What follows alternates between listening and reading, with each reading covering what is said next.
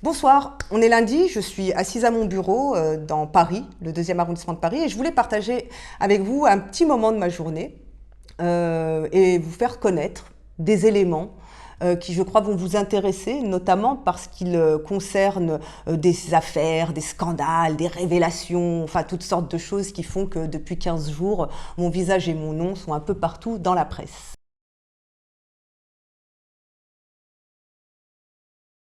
Aujourd'hui, j'ai reçu 2 mails de 2 journalistes différents. On les appellera, avant de vous révéler leur identité, Dupont et Dupont. Vous comprendrez ensuite pourquoi. Ces 2 journalistes m'informent qu'une plainte a été déposée pour vol de documents administratifs et de matériel contre X. Cette plainte a été déposée par le média. Et d'après ces 2 journalistes, X, c'est moi. Ces 2 journalistes, ce sont Sylvain Tronchet de Radio France et Anton Rouget de Mediapart. Alors on les retrouve déjà dans l'affaire des comptes de campagne. Vous vous rappelez, ce sont les 2 journalistes qui, enchaînant les fake news et les accusations non prouvées, me mettaient sur le dos d'être une surfactureuse. Je ne sais pas si ça se dit, mais en tout cas c'est drôle à entendre. Aujourd'hui, ils m'accusent d'être une voleuse. Alors pourquoi font-ils cela? Je ne sais pas. Ce que je sais en tout cas, c'est qu'ils m'envoient tous les 2 un mail similaire, avec les mêmes questions. Exactement les mêmes questions, à se demander s'ils n'ont pas fait un copier-coller d'une circulaire ou s'ils n'ont pas fait un copier-coller d'un autre mail qui aurait été envoyé par une personne anonyme, évidemment, qui chercherait à orienter l'enquête vers X. X, c'est moi, n'est-ce pas, dans cette affaire.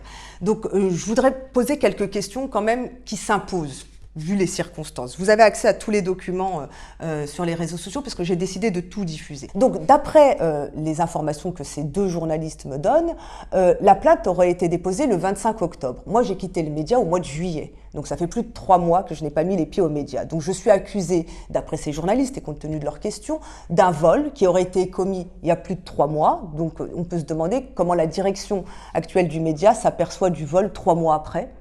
On peut se demander aussi pourquoi cette date du 25 octobre, c'est-à-dire 2 jours après ma dernière audition, 2 jours après mon passage sur BFM TV, où je crois avoir démontré mon honnêteté et ma sincérité. On peut se demander si cette plainte n'est pas un peu opportune. Est-ce qu'elle est vraiment due au hasard? Est-ce que c'est vraiment le calendrier judiciaire? Est-ce que finalement il n'y a pas eu une certaine intention d'en rajouter, d'aller plus dans la saloperie, dans salir, profiter d'une « ah, son image est atteinte, Mediascope est atteint, il faut y aller, il faut taper maintenant ». Enfin, je sais pas, on peut se poser toutes ces questions et on peut se demander si finalement ces 2 journalistes qui ont clairement été identifiés par ces gens du média peut-être ou par leur informateur, je ne sais pas, comme étant 2 journalistes enquêtant à charge sur Sophia Chikirou, n'allaient pas leur servir la soupe de nouveau et donc me viser de cette sorte.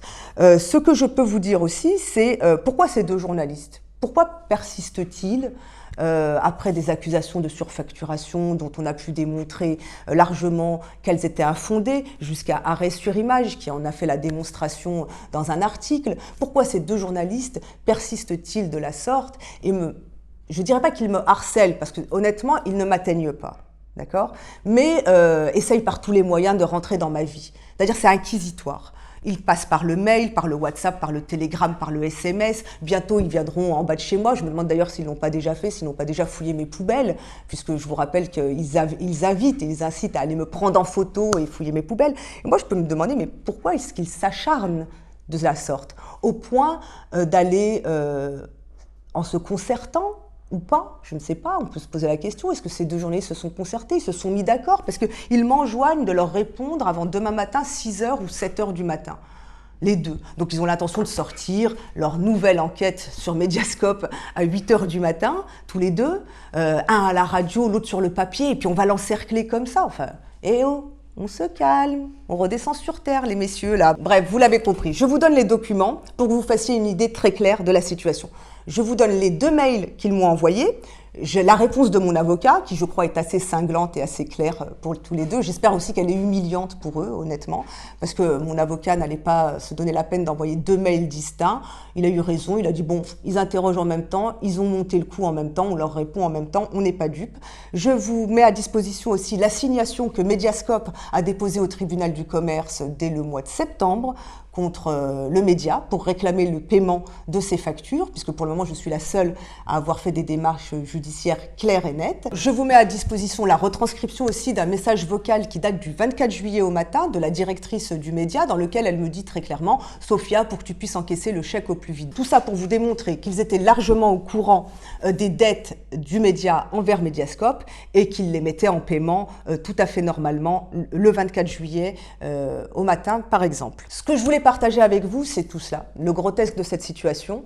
J'en ris et je le prends plutôt de bonne humeur parce que de toute façon, la lutte doit continuer, il faut résister à toutes ces attaques, il ne faut pas se laisser faire. J'ai pour moi, je crois, mon honnêteté, ma sincérité, j'ai pas peur d'affronter qui que ce soit. Je pense que d'ailleurs, c'est plutôt eux qui craignent de m'affronter et de me retrouver sur un plateau. Par exemple, j'avais proposé à Sylvain Tronchet de me retrouver sur le plateau de BFM et on aurait pu avoir une discussion les yeux dans les yeux, ce qu'il a refusé. Donc moi, je n'ai aucune crainte là-dessus. Je leur dis à lui et son acolyte Anton Rouget que c'est encore raté. Il faut peut-être songer à une reconversion, peut-être que, je sais pas, le job de chien truffier, c'est pas fait pour vous, je sais pas. En tout cas, une chose est certaine, c'est qu'ils n'ont pas fini avec moi, ils n'en ont pas fini. Je pense qu'ils ont raté le coup de la surfacturation, ils ratent maintenant le coup de l'accusation de voleuse. Je sais pas quelle sera la prochaine accusation. Alors je sais qu'ils contactent mes amis d'enfance, mes amis de lycée, mes amis d'université, pour essayer d'avoir des anecdotes concernant ma vie. Bon, ben moi, je dis à mes amis qui sont contactés, n'hésitez pas à m'écrire, à me téléphoner, parce que moi, j'aurai toujours grand plaisir à vous retrouver. Voilà. Bye.